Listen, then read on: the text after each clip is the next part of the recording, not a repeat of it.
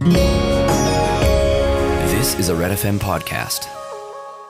ਮੇਰੇ ਨਾਲ food and trade policy analyst Davinder Sharma ji ਗੱਲਬਾਤ ਕਰ ਰਹੇ ਨੇ ਭਾਰਤ ਤੋਂ। ਤੇ ਇਹ ਅਵਾਰਡ ਵਿਨਿੰਗ ਇੰਡੀਅਨ ਜਰਨਲਿਸਟ ਨੇ, ਰਾਈਟਰ ਨੇ, ਥਿੰਕਰ ਨੇ, ਰਿਸਰਚਰ ਹਨ ਔਰ ਬਹੁਤ ਹੀ ਰਿਸਪੈਕਟੇਬਲ ਵਿਅਕਤੀ ਨੇ ਫੂਡ ਐਂਡ ਟ੍ਰੇਡ ਪਾਲਿਸੀ ਦੇ ਬਾਰੇ 'ਚ। ਇਹ ਟ੍ਰੇਨਡ ਐਗਰੀਕਲਚਰ ਸਾਇੰਟਿਸਟ ਨੇ ਜਿਨ੍ਹਾਂ ਕੋਲ ਮਾਸਟਰਸ ਡਿਗਰੀ ਹੈ ਪਲਾਂਟ ਬਰੀਡਿੰਗ ਅਤੇ ਜੈਨੇਟਿਕਸ ਦੀ। ਇਹਨਾਂ ਨੇ ਇੰਡੀਅਨ ਐਕਸਪ੍ਰੈਸ ਦੇ ਵਿੱਚ ਵੀ ਕੰਮ ਕੀਤਾ। ਹੁਣ ਇਹ ਜਰਨਲਿਜ਼ਮ ਐਕਟਿਵਲੀ ਨਹੀਂ ਸਗੋਂ ਰਿਸਰਚ ਕਰ ਰਹੇ ਨੇ ਅਤੇ ਇਹਨਾਂ ਨੇ ਬਾਇਓਡਾਇਵਰਸਿਟੀ 'ਤੇ ਵੀ ਕੰਮ ਕੀਤਾ ਅਤੇ ਇੰਟਲੈਕਚੁਅਲ ਪ੍ਰੋਪਰਟੀ ਰਾਈਟਸ ਕੀ ਨੇ ਉਸ ਦੇ ਉੱਤੇ ਵੀ ਕੰਮ ਕਰ ਰਹੇ ਨੇ। ਅਤੇ ਇਹ ਇੰਟਰਨੈਸ਼ਨਲ ਰਾਈਸ ਰਿਸਰਚ ਇੰਸਟੀਚਿਊਟ ਦੇ ਫਿਲੀਪੀਨ ਦੇ ਵਿਜ਼ਿਟਿੰਗ ਫੈਲੋ ਹਨ। ਸ਼ਰਮਾ ਜੀ ਬਹੁਤ ਨੌਲੇਜੇਬਲ ਵਿਅਕਤੀ ਹਨ। ਅਸੀਂ ਕੋਸ਼ਿਸ਼ ਕਰਾਂਗੇ ਕਿ ਸੰਖੇਪ ਦੇ ਸਮੇਂ ਦੇ ਵਿੱਚ ਵੱਧ ਤੋਂ ਵੱਧ ਜਾਣਕਾਰੀ ਇਹਨਾਂ ਤੋਂ ਲੈ ਸਕੀਏ। Sharma ji, feel free to speak in Punjabi, Hindi, Angrezi. ਮੈਨੂੰ ਪਤਾ ਤੁਸੀਂ ਤਿੰਨੇ ਭਾਸ਼ਾਵਾਂ ਵਧੀਆ ਬੋਲ ਲੈਂਦੇ ਹੋ। ਔਰ ਇਸ ਦੇ ਵਿੱਚ ਸਭ ਤੋਂ ਪਹਿਲਾਂ ਤਾਂ ਸਾਨੂੰ ਇਹ ਦੱਸੋ ਵੀ ਹੁਣ ਜਿਹੜੇ ਇਹ ਤਿੰਨੇ ਹੀ ਲਾਜ਼ ਦੀ ਗੱਲ ਬਾਰ-ਬਾਰ ਚੱਲ ਰਹੀ ਆ, ਇਹ ਕਿਵੇਂ ਨੁਕਸਾਨ ਪਹੁੰਚਾਉਣਗੇ ਫਾਰਮਰਸ ਨੂੰ? ਅਤੇ ਗੌਰਮੈਂਟਾਂ ਜਿਹੜੀਆਂ ਉਹ ਐਕਟਿਵਲੀ ਸਮਾਲ ਫਾਰਮਰਸ ਨੂੰ ਖਤਮ ਕਰਨ ਤੇ ਤੁਲੀਆਂ ਹੋਈਆਂ ਨੇ। ਅਸਲੀਅਤ ਕੀ ਹੈ? ਜੋ ਤੁਸੀਂ ਸਵਾਲ ਪੁੱਛ ਰਹੇ, ਮੈਨੂੰ ਲੱਗਦਾ ਕਿ ਜੋ ਆਪਾਂ ਪਹਿਲੇ ਗੱਲ ਕਰ ਰਹੇ ਸੀਗੇ ਉਹ ਪਹਿਲੇ ਕੰਪਲੀਟ ਕਰ ਮੈਨੂੰ ਤੁਸੀਂ ਇਜਾਜ਼ਤ ਦਿਓ ਤਾਂ ਕਿ ਲੋਕਾਂ ਨੂੰ ਸਮਝ ਆ ਜਾਏ ਕਿ ਬੈਕਗਰਾਉਂਡ ਕੀ ਹੈਗਾ, ਕਿਉਂ ਕਿਸਾਨ ਦਾ ਗੁੱਸਾ ਜਾਂ ਰੋਸ਼ ਜਿਹੜਾ ਹੈਗਾ ਸੜਕਾਂ ਤੇ ਆ ਰਿਹਾ ਹੈਗਾ। ਉਹ ਇਸ ਕਰਕੇ ਹੈ ਜੀ ਕਿ ਤੁਹਾਨੂੰ ਇੱਕ ਰਿਪੋਰਟ ਦੱਸੀ ਯੂਨਾਈਟਿਡ ਨੇਸ਼ਨਸ ਦੀ। ਇੱਕ ਰਿਪੋਰਟ ਨਾ OECD organisation for economic cooperation and development ਜਿਹੜਾ ਰਿਚੈਸਟ ਟ੍ਰੇਡਿੰਗ ਬਲੌਕ ਹੈਗਾ, ਉਹਨਾਂ ਦੀ ਇੱਕ ਸਟੱਡੀ ਸੀਗੀ along with a Delhi based think tank called ICRIER। ਉਹਨਾਂ ਨੇ ਇਹ ਐਸਟੀਮੇਟ ਕੀਤਾ ਕਿ 2000 ਔਰ ਸਨ 2000 ਔਰ 2016-17 ਦੇ ਵਿੱਚ ਯਾਨੀ 16 ਸਾਲ ਦੇ ਪੀਰੀਅਡ ਵਿੱਚ ਭਾਰਤ ਦੇ ਕਿਸਾਨਾਂ ਨੂੰ 45 ਲੱਖ ਕਰੋੜ ਰੁਪਏ ਦਾ ਨੁਕਸਾਨ ਹੋਇਆ। ਯਾਨੀ ਹਰ ਸਾਲ ਕਿਸਾਨਾਂ ਨੂੰ 2.64 ਲੱਖ ਕਰੋੜ ਦਾ ਨੁਕਸਾਨ ਹੋ ਰਿਹਾ ਸੀਗਾ ਹਿੰਦੁਸਤਾਨ। ਹੁਣ ਤੁਸੀਂ ਦੇਖੋ ਕਿ 45 ਲੱਖ ਕਰੋੜ ਰੁਪਏ, ਆਈ ਐਮ ਸ਼ੋਰ ਤੁਸੀਂ ਮੰਨੋਗੇ ਕਿ ਇਹ ਐਕਸਟਰਾਆਰਡੀਨਰੀ ਕ੍ਰਾਈਸਿਸ ਸੀਗਾ ਜਿਹਨੇ ਹਿੱਟ ਕੀਤਾ ਐਗਰੀਕਲਚਰ ਨੂੰ। ਲੇਕਿਨ ਕਿਤੇ ਚਰਚਾ ਨਹੀਂ ਹੋਈ, ਕਿਤੇ ਮੇਨ ਸਟ੍ਰੀਮ ਦੀ ਚਰਚਾ ਨਹੀਂ ਹੋਈ ਕਿ ਬਈ ਇੰਨਾ ਬੜਾ ਕ੍ਰਾਈਸਿਸ ਐਗਰੀਕਲਚਰ ਨੂੰ ਹੈਗਾ, ਉਹਦੇ ਵਾਸਤੇ ਐਕਸਟਰਾਆਰਡੀਨਰੀ ਸੋਲੂਸ਼ਨ ਅਸੀਂ ਕੀ ਲਈਏ। ਜੇ ਕਿ ਇਹਦਾ ਅੱਧਾ ਵੀ ਕਾਰਪੋਰੇਟ ਨੂੰ ਹੋਇਆ ਹੁੰਦਾ ਤਾਂ ਕਹਿਣਾ ਸੀਗਾ ਜੀ ਪਾਲਿਸੀ ਪੈਰਾਲਿਸਿਸ ਹੋ ਗਿਆ, ਹੰਗਾਮਾ ਹੋ ਜਾਣਾ ਸੀਗਾ, ਸਰਕਾਰ ਨੇ ਕਦੇ ਇਹ ਬੇਲ ਆਊਟ ਕਰਨਾ ਸੀ, ਕਦੇ ਇੱਥੇ ਸਟਿਮੂਲਸ ਦੇਣਾ ਸੀਗਾ। ਲੇਕਿਨ ਕਿਸਾਨਾਂ ਨਾਲ ਐਸੀ ਕੋਈ ਗੱਲ ਨਹੀਂ ਹੋਈ। ਫਿਰ ਤੁਸੀਂ ਦੇਖੋ ਇੱਕ ਇਕਨੋਮਿਕ ਸਰਵੇ ਸਰਕਾਰ ਦਾ 2016 ਦਾ, ਤੁਸੀਂ ਜਾਣਦੇ ਹੋ ਇਕਨੋਮਿਕ ਸਰਵੇ ਜਿਹੜਾ ਹੁੰਦਾ ਉਹ ਗਵਰਨਮੈਂਟ ਪੇਸ਼ ਕਰਦੀ ਹੈਗੀ ਹੈ 2 ਦਿਨ ਪਹਿਲੇ ਬਜਟ ਤੋਂ। ਇਕਨੋਮਿਕ ਸਰਵੇ ਵਿੱਚ ਕਿਹਾ ਗਿਆ ਸੀ ਕਿ ਹਿੰਦੁਸਤਾਨ ਦੇ 17 ਰਾਜਾਂ ਵਿੱਚ ਯਾਨੀ ਤਕਰੀਬਨ ਅੱਧਾ ਦੇਸ਼ ਹੋ ਗਿਆ, ਅੱਧੇ ਦੇਸ਼ ਵਿੱਚ ਜੋ ਕਿਸਾਨ ਪਰਿਵਾਰ ਦੀ ਔਸਤਨ ਇਨਕਮ ਹੈਗੀ ਹੈ, ਐਵਰੇਜ ਇਨਕਮ ਹੈਗੀ ਸਾਲ ਦੀ, ਉਹ 20,000 ਰੁਪਏ ਸਾਲਾਨਾ ਹੈ। ਇਹਦਾ ਮਤਲਬ ਇਹ ਹੋਇਆ ਸਰ ਕਿ 1700 ਰੁਪਏ ਘੱਟ 'ਚ ਕਿਸਾਨ ਪਰਿਵਾਰ ਗੁਜ਼ਾਰਾ ਕਰ ਰਹੇ ਹੈਗੇ ਅੱਧੇ ਦੇਸ਼ ਵਿੱਚ। ਮੈਂ ਤਾਂ ਸੋਚ ਵੀ ਨਹੀਂ ਸਕਦਾ ਉਹ ਕਿਸਾਨ ਕਿਸ ਤਰ੍ਹਾਂ ਗੁਜ਼ਾਰਾ ਕਰਦੇ ਹੋਣੇ 1700 ਰੁਪਏ 'ਚ ਹਰ ਮਹੀਨੇ ਤੇ, ਕਿਉਂਕਿ ਜੇ ਮੈਂ ਇੱਕ ਗਾਂ ਪਾਲਣੀ ਹੋਏ ਤਾਂ ਮੈਂ ਗਾਂ ਨਹੀਂ ਪਾਲ ਸਕਦਾ 1700 ਰੁਪਏ 'ਚ, ਤਾਂ ਕਿਸਾਨ ਪਰਿਵਾਰ ਕਿਸ ਤਰ੍ਹਾਂ ਪਾਲਦੇ ਹੋਣਗੇ ਇਹ 1700 ਰੁਪਏ ਦੇ ਵਿੱਚ। ਕਹਿਣ ਦਾ ਮਤਲਬ ਇਹ ਕਿ ਬਈ ਇਹ ਕ੍ਰਾਈਸਿਸ ਇੰਨਾ ਸੀਰੀਅਸ ਜਿਹੜਾ ਸੀਗਾ ਔਰ ਜਿਹਨੂੰ ਅਸੀਂ ਇੰਗਲਿਸ਼ ਕਹਿੰਦੇ ਐਗਰੀਰੀਅਨ ਕ੍ਰਾਈਸਿਸ ਇੰਨਾ ਭੈਂਕਰ ਚੱਲ ਰਿਹਾ ਸੀਗਾ। ਔਰ ਹੁਣ ਜਿਹੜੇ ਕਿਸਾਨ ਹੈਗੇ ਆ ਇਸ ਮਾਰ ਦੇ ਬਾਵਜੂਦ ਵੀ, ਜਿੰਨੇ ਇੰਨੇ ਸਾਲਾਂ ਤੋਂ ਦਸ਼ਕਾਂ ਤੋਂ, ਉਹਦੇ ਬਾਵਜੂਦ ਵੀ ਕਿਸਾਨ ਰਿਕਾਰਡ ਪ੍ਰੋਡਕਸ਼ਨ ਪੈਦਾ ਦੇ ਰਹੇ ਸੀ ਦੇਸ਼ ਵਾਸਤੇ। ਉਹਨਾਂ ਨੇ ਕੋਈ ਕਮੀ ਨਹੀਂ ਛੱਡੀ ਆਪਣੀ ਤਰਫੋਂ। ਔਰ ਆਤਮ ਹੱਤਿਆ ਦਾ ਦੌਰ ਬਹੁਤ ਚੱਲ ਰਿਹਾ ਸੀਗਾ। 1995 ਤੋਂ ਲੈ ਕੇ ਅੱਜ ਤੱਕ 2019 ਤੱਕ ਤਕਰੀਬਨ 3,64,000 ਕਿਸਾਨ ਆਤਮ ਹੱਤਿਆ ਕਰ ਚੁੱਕੇ ਹੈਗੇ। ਇਸ ਸਾਰੇ ਕ੍ਰਾਈਸਿਸ ਦੇ ਵਿੱਚ ਸਾਨੂੰ ਚਾਹੀਦਾ ਸੀਗਾ ਕਿ ਅਸੀਂ ਕਿਸਾਨਾਂ ਦੀ ਮਦਦ ਤੇ ਬਾਹਰ ਨਿਕਲਦੇ, ਲੇਕਿਨ ਸਾਡੀ ਜਿਹੜੀ ਮੇਨ ਸਟ੍ਰੀਮ ਥਿੰਕਿੰਗ ਹੈ, ਇਕਨੋਮਿਕ ਹੋਏ ਜਾਂ ਪਾਲਿਸੀ ਪਲੈਨਿੰਗ ਦੀ ਹੋਏ ਜਾਂ ਕਾਰਪੋਰੇਟ ਹੋਏ ਜਾਂ ਈਵਨ ਮੀਡੀਆ ਹੋਏ, ਉਹਨਾਂ ਨੇ ਕਦੀ ਚਰਚਾ ਇਹਨਾਂ ਦੀ ਨਹੀਂ ਕੀਤੀ ਜਿਸ ਤਰੀਕੇ ਨਾਲ ਹੋਣੀ ਚਾਹੀਦੀ ਸੀਗੀ। ਹੁਣ ਜਿਹੜੇ ਲਾਅ ਆਏ ਹੈਗੇ ਤਾਂ ਕਿਸਾਨਾਂ ਨੂੰ ਲੱਗਿਆ ਕਿ ਉਹਨਾਂ ਦੇ ਉੱਪਰ ਜਿਹੜੀ ਅਤੀ ਹੋ ਚੁੱਕੀ ਹੈ, ਜੋ ਹੋਣਾ ਸੀਗਾ ਪਹਿਲੇ ਕਹਿੰਦਾ ਇਨਫ ਇਜ਼ ਇਨਫ, ਔਰ ਉਹਨਾਂ ਨੇ ਕਿਹਾ ਕਿ ਹੁਣ ਸਾਨੂੰ ਹੀ ਉਤਰਨਾ ਪਏਗਾ ਮੈਦਾਨ ਵਿੱਚ। ਦੇਖੋ ਜਿਹੜੀ ਮੂਵਮੈਂਟ ਹੈਗੀ ਬੜੀ ਹਿਸਟੋਰੀਕਲ ਇਸ ਕਰਕੇ ਹੈਗੀ। ਮੈਂ ਇਸ ਗੱਲ ਦੀ ਦਾਤ ਦਿੰਦਾ ਕਿ ਮੈਂ ਦੁਨੀਆ ਵਿੱਚ ਜਿੰਨੇ ਵੀ ਐਗਰੀਕਲਚਰ ਦੇ ਮੂਵਮੈਂਟਸ ਜਾਂ ਉਹਨਾਂ ਦੇ ਜੋ ਵੀ ਉਹਨਾਂ ਦੇ ਪ੍ਰੋਬਲਮ ਹੈ ਉਹਨਾਂ ਨੂੰ ਫੋਲੋ ਕਰਦਾ ਰਿਹਾ ਹੈ ਕਾਫੀ ਹੱਦ ਤੱਕ, ਪਰ ਮੈਂ ਦੇਖਿਆ ਨਹੀਂ ਦੁਨੀਆ 'ਚ ਕਦੀ ਇਹ ਜਿਹਾ ਅੰਦੋਲਨ ਹੋਇਆ ਜਿਹਦੇ ਵਿੱਚ ਪਰਿਵਾਰ ਦੇ ਪਰਿਵਾਰ ਆ ਕੇ ਬੈਠ ਗਏ ਹੈਗੇ ਜੀ ਦਿੱਲੀ ਦੇ ਆਸ-ਪਾਸ। ਔਰ ਟੈਂਟਾਂ ਵਿੱਚ ਇੰਨੀ ਸਰਦੀ ਵਿੱਚ, ਅੱਜ ਮੈਨੂੰ ਪਤਾ ਨਹੀਂ ਕੱਲ ਪਰਸੋਂ 1.1 ਡਿਗਰੀ ਟੈਂਪਰੇਚਰ ਸੀਗਾ ਜੀ ਦੱਸੋ। ਇਸ ਟੈਂਪਰੇਚਰ ਦੀ ਵੀ ਉੱਥੇ ਬਰਸਾਤ ਹੋ ਰਹੀ ਹੈ।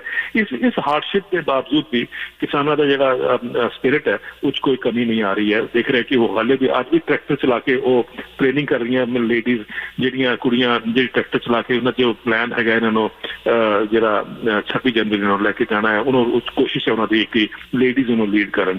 ਕਹਿਣ ਦਾ ਮਤਲਬ ਹੈ ਕਿ ਜੋ ਐਕਸਾਈਟਮੈਂਟ ਹੈ, ਜੋ ਉਹਨਾਂ ਦਾ जिस तरीके ਨਾਲ ਸਪਿਰਿਟ ਮੈਂ ਕਹਿ ਰਿਹਾ ਸੀਗਾ ਉਹ ਕਾਬਲੇ ਤਾਰੀਫ ਹੈ ਜੀ। ਔਰ ਫਿਰ ਵੀ ਸਰਕਾਰ ਅਗਰ ਨਹੀਂ ਮੰਨ ਰਹੀ ਹੈ ਤੇ ਮੈਨੂੰ ਲੱਗਦਾ ਕਿ ਕਿਤੇ ਨਾ ਕਿਤੇ ਜਿਹੜਾ ਪੇਚ ਫਸਿਆ ਹੈਗਾ ਉਹਨੂੰ ਐਡਰੈਸ ਕਰਨਾ ਬਹੁਤ ਜ਼ਰੂਰੀ ਹੈ ਕਿਉਂਕਿ ਆਫਟਰ ਆਲ 50-55 ਲੋਕ ਮਰ ਚੁੱਕੇ ਹੈ ਹਾਲ ਤੱਕ। ਅੱਛਾ ਸ਼ਰਮਾ ਜੀ, ਫਿਰ ਹੁਣ ਜਿਹੜੇ ਸਮਾਲ ਫਾਰਮਰਸ ਨੇ ਉਹਨਾਂ ਨੂੰ ਐਰੈਡੀਕੇਟ ਕਰਨਾ ਚਾਹੁੰਦੇ ਨੇ? ਦੇਖੋ ਜੀ, ਇਹ ਸਮਝਣ ਵਾਸਤੇ ਸਾਨੂੰ ਥੋੜਾ ਜਿਹਾ ਇੰਟਰਨੈਸ਼ਨਲ ਪਰਿਪੇਕਸ਼ ਵੀ ਦੇਖਣਾ ਪਏਗਾ। ਤੁਹਾਡੇ ਕੰਟਰੀ ਕੈਨੇਡਾ ਔਰ ਅਮਰੀਕਾ ਔਰ ਯੂਰਪ ਵਿੱਚ ਕੀ ਹੋਇਆ ਇਹ ਜਾਣਨਾ ਬਹੁਤ ਜ਼ਰੂਰੀ ਹੈ। ਇਹ ਜਿਹੜੇ ਅਸੀਂ ਰਿਫਾਰਮ ਜਿਹੜੇ ਅਸੀਂ ਹਿੰਦੁਸਤਾਨ 'ਚ ਲੈ ਕੇ ਆ ਰਹੇ ਜਿਹਨੂੰ ਰਿਫਾਰਮ ਕਹਿੰਦੇ ਹੈਗੇ ਆ, ਇਹ ਐਕਚੁਅਲੀ ਅਮਰੀਕਾ ਕੰਟੀਨੈਂਟ ਔਰ ਯੂਰਪ ਵਿੱਚ ਕਈ ਦਸ਼ਕਾਂ ਤੋਂ ਚੱਲ ਰਹੇ ਹੈਗੇ ਆ, 7-8 ਦਸ਼ਕ ਹੋ ਗਏ ਹੈਗੇ। ਹੁਣ ਤੁਸੀਂ ਦੇਖੋ ਕਿ ਅਮਰੀਕਾ ਵਿੱਚ ਰਿਚਰਡ ਨਿਕਸਨ ਸਾਹਿਬ ਜਦ ਪ੍ਰਾਈਮ ਮਿਨਿਸਟਰ ਸੀਗੇ 70s ਵਿੱਚ, ਉਹਨਾਂ ਦੇ ਇੱਕ ਐਗਰੀਕਲਚਰ ਸੈਕਟਰੀ ਸਾਹਿਬ ਸੀਗੇ, ਉਹਨਾਂ ਨੇ ਕਿਹਾ ਸੀਗਾ ਗੈਟ ਬਿਗ ਔਰ ਗੈਟ ਆਊਟ, ਔਰ ਇਹੀ ਹੋਇਆ। ਇੰਨੇ ਦਸ਼ਕਾਂ ਤੋਂ ਦੇਖਿਆ ਕਿ ਅਮਰੀਕਾ ਦੇ ਛੋਟੇ ਕਿਸਾਨ ਬਾਹਰ ਹੋ ਗਏ ਔਰ ਜਿਹੜੇ ਕਿਸਾਨ ਅਫੋਰਡ ਕਰ ਸਕਦੇ ਸੀਗੇ, ਜਿਹੜਾ ਦੀ ਕੈਪੈਸਿਟੀ ਸੀਗੀ, ਉਹ ਤਾਂ ਕਾਰਪੋਰੇਟ ਨਾਲ ਮਿਲ ਕੇ ਐਕਸਪੈਂਡ ਕਰ ਗਏ। ਅੱਜ ਤਕਰੀਬਨ ਸਿਰਫ 1.5% ਜਿਹੜੀ ਅਮਰੀਕਨ ਪਾਪੂਲੇਸ਼ਨ ਹੈ ਉਹ ਖੇਤੀ ਵਿੱਚ ਰਹਿ ਗਈ ਹੈਗੀ ਹੈ, ਜਿਹਨੂੰ ਅਸੀਂ ਫੈਮਿਲੀ ਫਾਰਮਸ ਕਹਿੰਦੇ ਹੈਗੇ ਆ। ਇਹ ਹਾਲਾਤ ਹੈਗੇ ਸਰ ਕਿ ਉੱਥੇ ਕੋਈ MSP ਨਹੀਂ ਹੈ, ਉੱਥੇ ਕੋਈ APMC ਨਹੀਂ ਹੈ।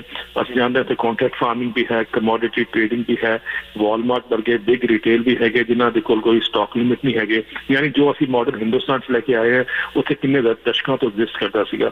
ਅੱਜ ਹਾਲਾਤ ਇਹ ਹੈਗੇ ਆ ਸਰ ਕਿ ਅਮਰੀਕਾ ਵਿੱਚ ਜੋ ਬੈਂਕਰਪਸੀ ਹੈ, ਜੋ ਕਰਜ਼ਾ ਖੜਾ ਸਿਰ ਕਿਸਾਨਾਂ ਦੇ ਸਿਰ ਤੇ, $425 ਬਿਲੀਅਨ ਦਾ ਕਰਜ਼ਾ ਖੜਾ। 2013 ਤੋਂ ਲੈ ਕੇ 2019 ਤੱਕ, 2020 ਵਿੱਚ ਤਾਂ ਟਰੰਪ ਸਾਹਿਬ ਨੇ ਕਾਫੀ ਸਬਸਿਡੀ ਦਿੱਤੀਆਂ ਹੈਗੀਆਂ, ਤਕਰੀਬਨ $32 ਬਿਲੀਅਨ ਤੋਂ ਜ਼ਿਆਦਾ। ਉਹ ਇਲੈਕਸ਼ਨ ਦਾ ਦੌਰ ਵੀ ਸੀਗਾ, ਤੁਹਾਨੂੰ ਪਤਾ ਚਾਈਨਾ ਦੇ ਨਾਲ ਵੀ ਉਹਨਾਂ ਦਾ ਇਸ਼ੂ ਸੀਗਾ।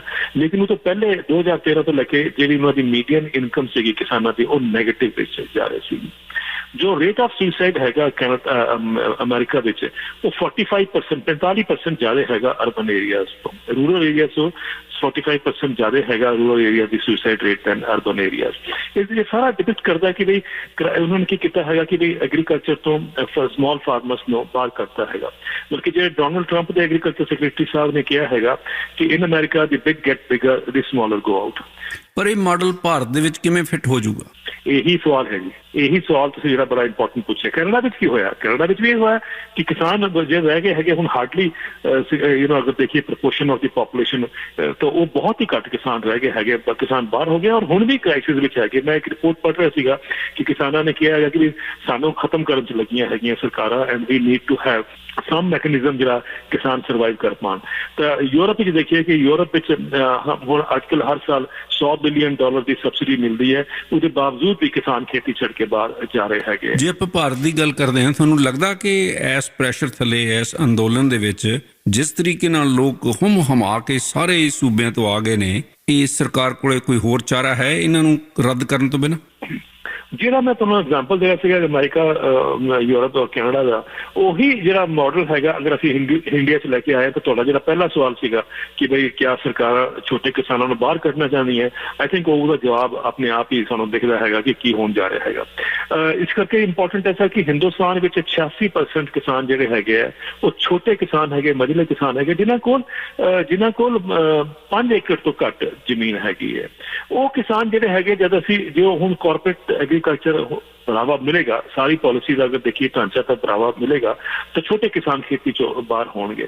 तो जब छोटे किसान खेती बाहर होंगे, ਅਸੀਂ ਦੇਖਿਆ ਕਿ ਲੌਕਡਾਊਨ ਜਦ ਹੋਇਆ ਸੀਗਾ, 2 ਦਿਨ ਦਾ ਲੌਕਡਾਊਨ ਜਦ ਹੋਇਆ ਸੀਗਾ ਹਿੰਦੁਸਤਾਨ ਵਿੱਚ, ਤਕਰੀਬਨ 8 ਕਰੋੜ ਲੋਕ ਜਿਹੜੇ ਹੈਗੇ ਆ, ਜਿਹੜੇ ਵਰਕਰ ਸੀਗੇ, ਡੇਲੀ ਵੇਜ ਅਰਨਰ ਸੀਗੇ, ਉਹ ਸ਼ਹਿਰਾਂ ਚੋਂ ਨਿਕਲ ਕੇ ਪਿੰਡਾਂ ਵਿੱਚ ਗਏ ਹੈਗੇ ਔਰ ਹਜ਼ਾਰੋਂ ਕਿਲੋਮੀਟਰ ਚੱਲੇ। ਸਾਰੇ ਦੇਸ਼ ਨੇ ਉਹਨੂੰ ਦੇਖਿਆ ਹੈਗਾ ਕਿ ਇਹ ਜਿਹਨੂੰ ਮੈਂ ਐਗਰੀਕਲਚਰ ਰਿਫਿਊਜੀਜ਼ ਕਹਿੰਦਾ ਸੀਗਾ, ਉਹ ਵਾਪਿਸ ਗਏ ਹੈਗੇ।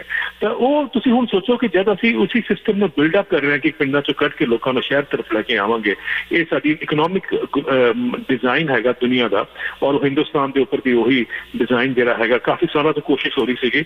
ਔਰ ਹੁਣ ਉਹਨੂੰ ਇਹ ਆਉਣ ਨਾਲ ਇਹ ਜਿਹੜੇ ਲਾਜ਼ ਆ ਰਹੇ ਹੈਗੇ, ਮੈਨੂੰ ਲੱਗਦਾ ਕਿ ਉਹਨੂੰ ਇੱਕ ਪੁਸ਼ ਮਿਲੇਗਾ, ਇੱਕ ਸਪੋਰਟ ਮਿਲੇਗੀ ਔਰ ਛੋਟੇ ਕਿਸਾਨ ਬਾਹਰ ਹੋਣਗੇ। ਯਾਰ ਮੇਰੇ ਕੋਲ ਸਮਾਂ ਥੋੜ੍ਹਾ, ਅਤੇ ਅਖੀਰ ਦੇ ਵਿੱਚ ਤੁਸੀਂ ਸਾਡੇ ਸੁਣਨ ਵਾਲਿਆਂ ਨੂੰ ਅੱਜ ਕੀ ਦੱਸਣਾ ਚਾਹੋਗੇ ਇਸ ਦੇ ਬਾਰੇ 'ਚ? ਸਾਰੇ ਜਿਹੜਾ ਵੀ ਰੈਵੋਲਿਊਸ਼ਨ ਆ ਰਿਹਾ ਜਾਂ ਜਿਹੜਾ ਵੀ ਇਹ ਅੰਦੋਲਨ ਚੱਲ ਰਿਹਾ, ਜਿਸ ਤਰੀਕੇ ਨਾਲ ਸਰਕਾਰ ਨੇ ਬਿੱਲ ਪਾਸ ਕੀਤੇ ਨੇ ਔਰ ਕਿਹਾ ਜਾ ਰਿਹਾ ਕਿ ਜਿਹੜੇ ਕੁਝ ਵੱਡੇ ਕਾਰਪੋਰੇਟ ਘਰਾਣੇ ਨੇ ਉਹਨਾਂ ਨੂੰ ਉਹਨਾਂ ਦਾ ਫਾਇਦਾ ਪਹੁੰਚੇਗਾ, ਤੁਸੀਂ ਅਖੀਰ 'ਚ ਲੋਕਾਂ ਨੂੰ ਕੀ ਦੱਸਣਾ ਚਾਹੋ?